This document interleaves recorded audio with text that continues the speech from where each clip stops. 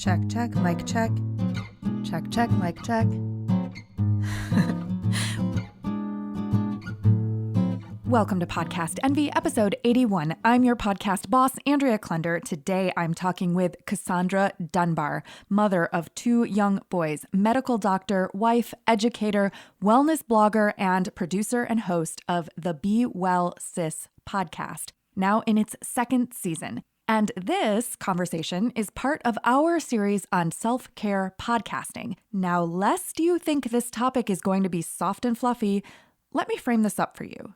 In light of the events of the past week, I'm talking Wednesday, January 6th, 2021, the insurgency or failed coup or tomfoolery or whatever word you want to use to describe what happened in the nation's capital in the United States, that whole situation has got me thinking about something that was said to me by my client and colleague, Sarah Bueno, from Conversations with a Wounded Healer, back during the George Floyd protests in 2020, that she had come to the realization that we, as podcasters, are part of, quote, the media.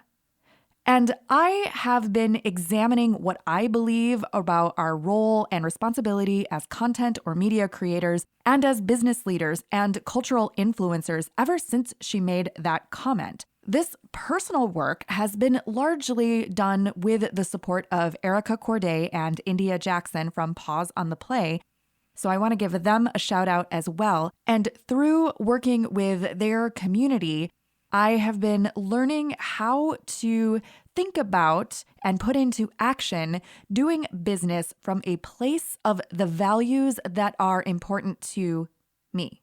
Where I have landed is that even when we don't feel like our show is about politics or social justice, we still have a responsibility to use our platforms to speak truth, to be responsive to what is happening in the world, to show up and take a stand in a way that is informed and aligned with what we are creating in the world. Now, you certainly don't have to have the same values as me, and how you choose to express them may look completely different than the way that I do, and I think that's right. I keep coming back to this.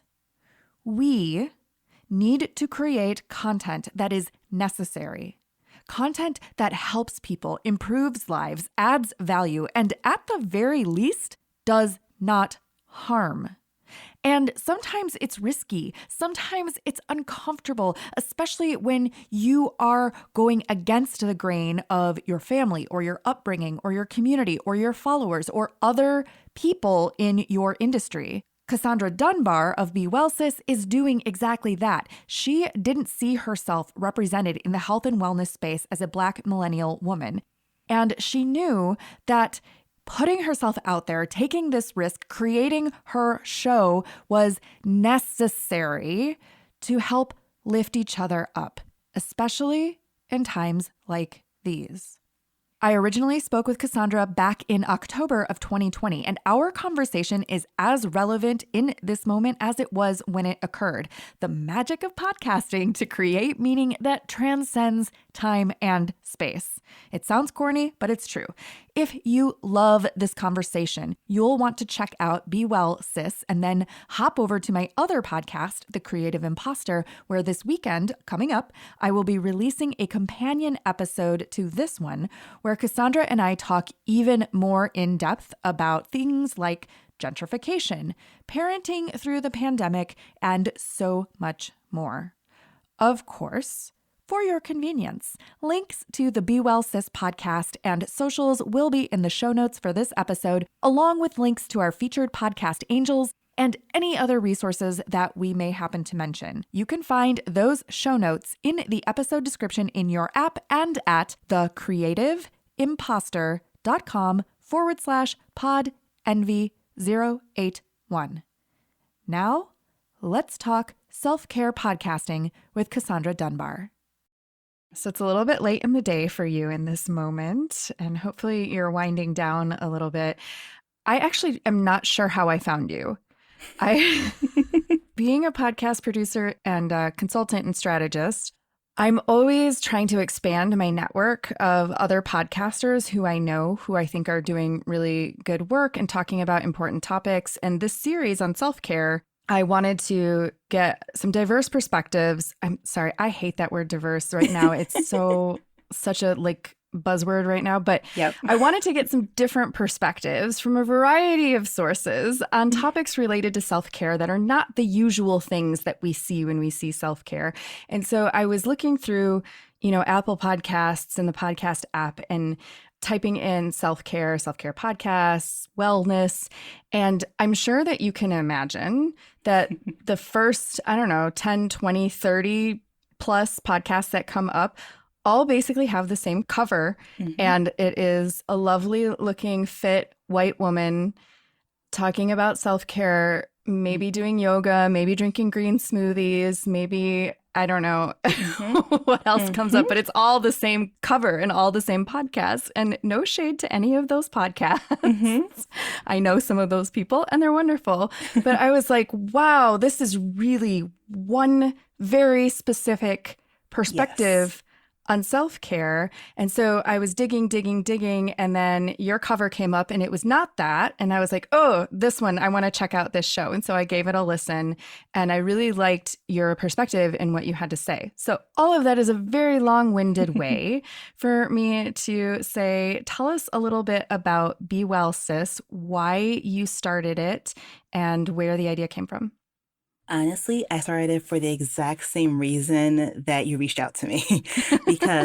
So my background is that I went to medical school. I got pregnant my last year of medical school. And when I became pregnant, I became hyper aware of what I put in my body and on my body. So I'm like, oh, it's not just me. It's like a whole person who's innocent inside of me and pretty much depends on me to make right decisions. So I decided to start researching everything. And I learned in my research that wellness and being healthy, there's like a huge disconnect of what that really means versus what I learned in school. So I took things into my own hands pretty much. And while I was researching the wellness community and looking for different resources, I found that nobody looked like me, And I'm like, well, that can't be that Black women aren't into wellness too, or brown women aren't into wellness too. Like, I'm sure there's somebody out there who's also interested. So I really couldn't find, we're few and far between, wellness podcasters and wellness influencers of different sorts. So that's why I started Be Well Sis. It's been 5 years in the making. I've been thinking about this for a long time, but I've always had some kind of excuse, whether it's time or just imposter syndrome or whatever. Finally this year, I'm like, you know what? I'm going to do it. And I put my big girl panties on. I'm like, you know what? I'm going to go ahead and just do it. And I don't know anything about podcasting, but I'm going to try, and I'm going to stop being afraid of being a beginner and being an amateur. So I've just embraced being an amateur. So yes, that's the story behind Be Well Sis. So first of all, just so you know, I think that your show sounds great, and being a Thank beginner you. and embracing that, because I think that's something that trips up a lot of people is all the technology and I don't really know what I'm doing. I'm going to look like a fool and people are going to be like, who is this person? Yes. What is she doing? So you didn't have a professional background in wellness. Do you work in medicine right now? Did you finish medical school or? Yep. So I finished medical school, and what I do now is I work in education. So I teach. So I teach at nursing schools. Anatomy and physiology is my bread and butter. And I also teach at a university, cell theory, cell biology, that kind of stuff. So I don't work practicing medicine at this point. I'm more on the educational side. So I love what I do, and which is why I like podcasting, because I want people to have access to information. I think podcasting is great because it's free, and most of us have cell phones and have internet access or cell access. So I want people to take control of their health and their wellness and to really know what that means. Especially in the Black community, a lot of us are very weary of the medical community now. And a lot of the people that I've spoken to are trying to find alternative ways to better themselves or just advocate for themselves in different facets. So that's why I'm podcasting. Yeah. One of my clients, she is a psychotherapist in Chicago and social worker. And she has a podcast called Conversations with a Wounded Healer. And she has had some therapists on. She's white, but she's had some therapists on who are not white. And of course, I listen to every episode because I edit her episodes. But they've talked about how in the mental health field, there's a stigma in a lot of Black and Brown communities around mental health and around even acknowledging that it's something that needs to be addressed and that therapy is not something that should be inaccessible. But then on the flip side, sometimes it can be hard to find a practitioner who meets your needs culturally or understands like some of the racial trauma and things like that that are happening. And I think if you look at self-care as mental well-being and also physical health and wellness, I think it's the same in both of those areas where sometimes it can be hard to find, like you said, those influencers or those practitioners or those resources that you feel like get you and identify with you. Absolutely. Absolutely. This past season, I just wrapped up season 1 a few months ago. I didn't intend to spend so much time on mental wellness, but because of the pandemic, I knew that so many of us were just like hurting in so many ways. And I thought it was a good time for us to seek help, seek therapy, seek resources that might be available, because I realized that a lot of people were now offering virtual therapy at a really reduced rate. So I'm like, you know what, guys, like it's time for us to like seek that help. To your point, in our community, like it's just not talked about. And I think there's that barrier there, especially with the older generation. I feel like now our generation is more open to doing different things, which includes therapy as part of their self-care. Yeah, I can preach about this all day. I just want us to get to a place where we take care of ourselves, like figure out what it is that we need. So that takes some introspection and like takes time for you to like realize like, what do I really need? What do I really want? And be honest with yourself and then give yourself permission to pursue that thing. Yeah. Okay, so I was laughing a moment ago because it seems like you released your first episode right at the beginning of the pandemic. Yes.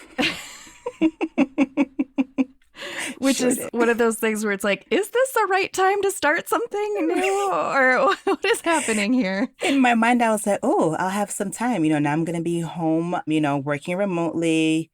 I'll have more time. What time? Like, that just speaks to how naive I was. Yeah, because like you said, you still had your job. You were working from home, plus your family, plus your kiddos, who I'm assuming were probably at school and then not at school. Yes. Yes. I'm insane. That's all that is. So, yeah. What has that experience been like of launching a new project like this and a new creative project that has a mission behind it, it has a purpose behind it, it's important to you in the midst of all of this uncertainty, all of this chaos that's happening? Was it the perfect time to start? How did that influence your experience with your first season? I'm going to say yes and no. It was the perfect time because now that life had like stopped, like outside life had stopped, like all the things that I would do to distract myself essentially were gone. Yeah. So this podcast in a way has become my self-care. I didn't even realize that it would be, but it absolutely has been the thing that like makes me happy, and it's just for me. When I'm podcasting, I'm speaking to like different people, and I only speak to women exclusively at this point. Like every woman has just poured so much into me, and just making those connections and feeding off of ideas and everything has just been just so rewarding. And it's the only time where I can just be myself. I'm not a mother. I'm not an employee. I'm not a spouse. I'm not a daughter. I'm just me. And it's been great in that sense, but it's been the absolute worst timing because I have so many things to do. And I just thought when I launched a podcast that, you get a mic, plug it in, you write some notes, and you just start talking. Oh God, no. There's so much that goes into this.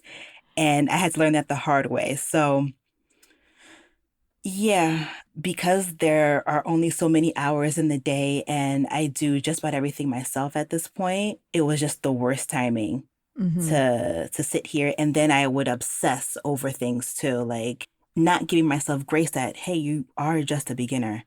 So I'm like, oh, this sounds terrible. Like, I shouldn't do this. I have so many episodes I just sat on because I was just scared to release it. So, yeah, so good timing and bad timing all at once. And I think it was also good timing because I think the feedback that I received is that the conversations that we've had have helped somebody, It helped them, you know what? Let me go ahead and actually reach and seek out a therapist. Or some of the thoughts that they've had surrounding what's been happening with the George Floyd situation and like the racial reckoning of the country, somebody put into words for them and help them to process it a little bit better. So good and bad. I guess everything has its pros and cons, right? Yeah. I'm curious. First of all, I'm so glad that you said that your podcast is self-care because I'm thinking back to around March, April, May. I had no motivation to do pretty much anything. Mm-hmm.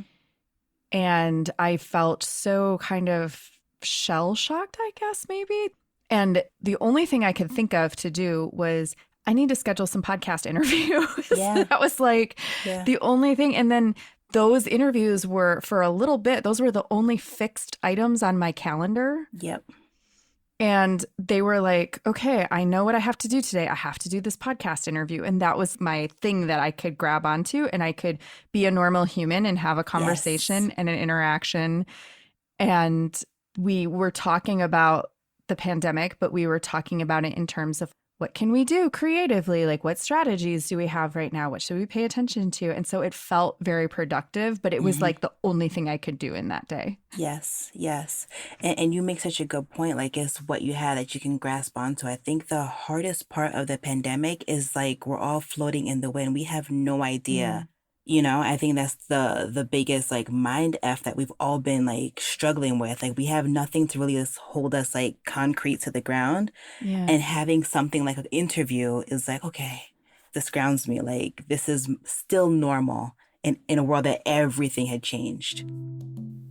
And let's take a moment to acknowledge our podcast angels for this episode. As I'm talking with Cassandra about launching a podcast, creating a podcast, producing a podcast in those early pandemic times, it's making me think about how doing these interviews, connecting with other people, and having this intimate online time that, going back to my intro, transcends time and space that keeps us connected. You and me right now, listening to my voice, connected. Cassandra and me, connected. And everyone else that I've talked to for the show since that time, connected in a truly unique and special way that only happens via podcasting. None of this would be happening if it weren't for technology. And that's why our first angel I want to introduce you to is Squadcast. Squadcast is the online recording service that I have been using and loving for well over the past year. And believe me, I have tried so many different online services for recording. There were times during the pandemic where my Squadcast list of upcoming interview appointments was the only thing I had that was helping me to know what I needed to do on a given day, and let's be honest, what day it actually even was. If you are looking for a new premium online recording software for audio for your show, you can get a 7-day free trial of Squadcast when you sign up with my link at thecreativeimposter.com/squadcast. And our second angel of the episode is the Podcast Envy Pro Pod. The technology is great to keep us connected, but it doesn't mean a thing if we're not connecting with the right people. The Podcast Envy Pro Pod is your brand new opportunity to connect with me and other creative professionals who podcast in a dedicated online forum to share our ideas, our stories of podcasting resilience, to come up with creative solutions together for our biggest podcasting challenges, questions, and opportunities. So if you are craving connection with other podcasters who are serious about what we're creating, come join us in the Pro Pod. You can apply now at thecreativeimposter.com/podcast envy pro, or if it sounds intriguing, but you're not quite sure if it's right for you, book a complimentary 20-minute call with me at thecreativeimposter.com/T420. That's TEAFOR20. And we'll talk about it. ProPod membership is $99 per month, and there are a bevy of perks and benefits that go along with it. Of course, you know that all of the links to the Podcast Envy Pro Pod application, complimentary T-Date call, and Squadcast are available in the show notes for this episode, in the description in your app, and at thecreativeimposter.com/podenvy081. And then the second thing that I was thinking about when you were describing your experience is the phrase that you used was racial reckoning around George Floyd. And I know that you have a blog post on your website about self-care, and you were talking about how self-care is not always comfortable. It doesn't always feel nice in the moment, that sometimes it is hard, and sometimes it is painful, and sometimes it is those necessary things that are taking care of ourselves. And I kept thinking about and reading about and seeing content about how to take care of yourself while all of this is going on and the trauma that it's bringing up. Mm-hmm. And I'm just trying to piece together right now if the things that are being brought to light because of that event and surrounding events, ugly, painful, violent, harmful, traumatizing, is there an opportunity for, or is there a potential for healing and self-care within all of that upheaval? Absolutely. Absolutely. I think about images from the protests from this summer where I saw, in the middle of a pandemic, people, like masses of people, wearing their masks, and these are like the peaceful protests, wearing their mask and moving together in solidarity for one cause, right? I feel that self-care, sometimes it's not just for you. It could be like community self-care. And I remember images of, at those protests and marches, like there would be like singing and dancing, and there would be like little moments of joy in the midst of something so serious and so heavy and so painful and so traumatic. Yeah. So going back to self-care being uncomfortable sometimes, I think about therapy. For me, therapy is not always fun. For the most part, I hate driving there. I hate going, or I hate calling her, because I know she's going to make me look at myself in the mirror, and sometimes I'm not going to like the things that I see. But it's always for my better when I'm done with it. So I think right now, our country is having a moment of racial reckoning, and we can use it to like look in the mirror and see all the things that have been done, that are being done, that are harmful, not only for the marginalized communities, but really for the greater community too, right? And it's uncomfortable to realize that a country that you may love and that you have pride in has done some really crappy things, right? It's uncomfortable, but you need to grow through it. We need to grow through it. And sometimes self-care might mean that if I'm reading a heavy book, let me just pause right here and reflect on it. I can't keep reading tonight. Or if I'm watching the news, you know what, let me just turn it off because I can't keep watching right now. The same way you don't stay in therapy for extended amounts of time, like you're not in therapy for weeks at a time, like consecutively, you go there for an hour, you process, and then you go back. I think that needs to be part of it too. Yeah, and I think that is something that is happening right now, where we can choose to consume a nonstop stream of information in quotes, air Right. quotes, of content, stimulation, opinions, thoughts, conspiracies, hateful stuff, propaganda, like all of it is available to us at the touch of our fingers. Is there anything that you feel like in these past few months has just been a real lifesaver for you? Walks, taking walks. Either I prefer going by myself early in the morning, but even in the afternoon or in the evening with the kids and my husband, just getting outside, getting sun and getting some fresh air. I didn't realize just walking around my neighborhood would do so much good. Going to the park has been really helpful too. Because all the things that I used to love in like my pre-COVID life, like going to Target and just walking around, brings me anxiety now. All the masked faces just stress me out. Yeah. So I only go when I absolutely need to go. I don't shop for fun anymore. Right. So yeah, just going for walks, exploring different parks that we haven't explored before in our city has been good. Biking, I started biking again. So things to just get me out of the house, get me some fresh air and kind of move my body a little bit because I'm not going to the gym or anything. Right. What do you think it's going to take? So, with your mission of bringing more of this awareness in your community and destigmatizing some of these ideas of self-care and mental health and wellness and nutrition and things like that, what do you think it will take to really bring about the kind of change that you want to see? I think access is the main thing because I'm fortunate that I live in an area where things are accessible to me. Produce is accessible to me at reasonable rates. I can walk outside with no fear of anything happening, access to information as well. Yeah, I think if we all have access to all of the basics, which are like food, shelter, water, clothing, and information, I think that will make the difference.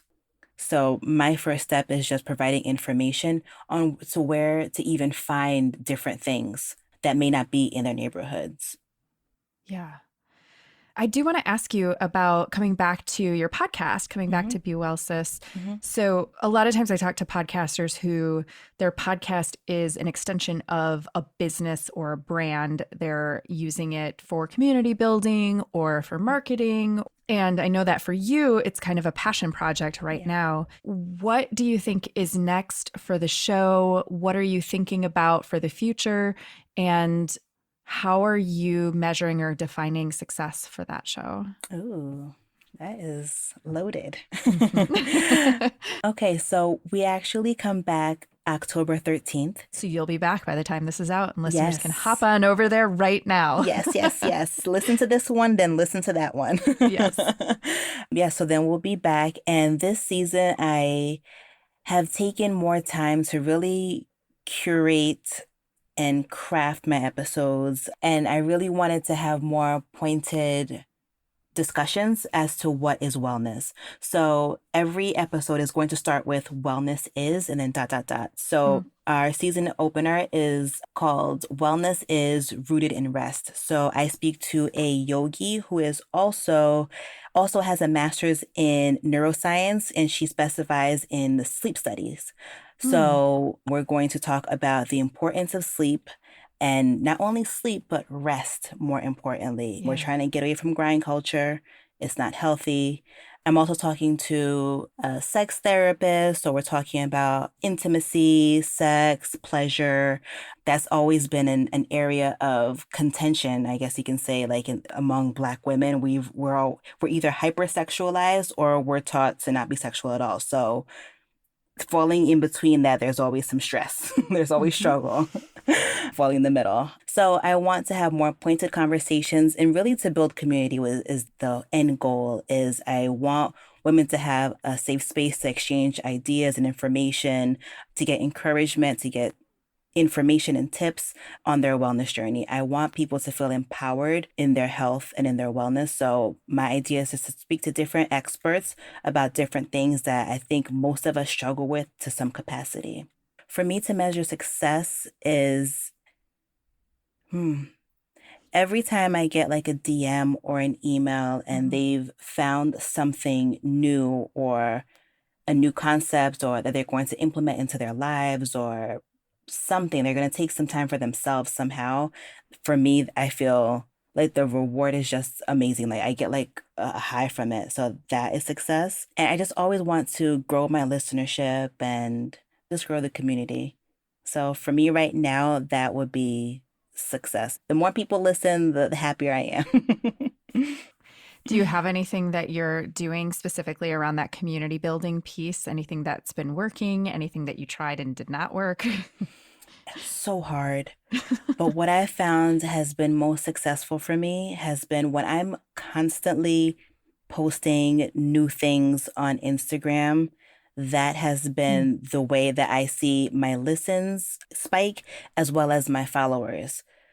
But my God, that's a whole job in itself. So I, right now I have not been doing what I plan to do. So I need to figure out how to make it all work. It's, yeah. That is the struggle of the indie podcaster. Ooh. I speak from experience. It's like, and I do strategy and consulting for my clients, and I always give them these like great strategies that they have time to implement because I'm doing their editing for them. So they don't have to do that part, right? And then I'm over here with my show and I'm like, wait, when do I get to promote my show? Like, I don't even have time to do the things that I'm telling my clients to do. And that's how I feel about like my wellness tips. I'm like giving all these like tips and I'm like, preaching, please take time for yourself. I'm just like, all right, where's the time that I take for myself? Yeah, I get it. What is one final thing that's coming to your mind that you'd like to share? I would say always remember your why you started, because this takes so much time and effort. And when you're up at 4 a.m. and you'd rather be sleeping and you're asking yourself, like, why am I even doing this? Like, remember your why as to why you started to just keep going. Because a lot of times for me, I don't feel like doing it, but remind yourself why you're doing it, and that'll give you a little bit more pep in your step. Podcast Envy is produced by your podcast boss, Andrea Klunder. That's me. The Podcast Envy theme music is by Valentin Sosnitsky, courtesy of the Free Sound Project at freesound.org, and our podcast Angel music is by Benjamin Mastropolito, also on freesound.org as Lemon Cream. All music is licensed under the Creative Commons. Our episodes are mixed by Edwin Ruiz, and hey, if you want your show to sound as good as ours, hire us. Put the magic audio mojo of the Creative Impostor Studios to work for you. Thanks so much for listening, and here's to making your podcast the envy of everyone else.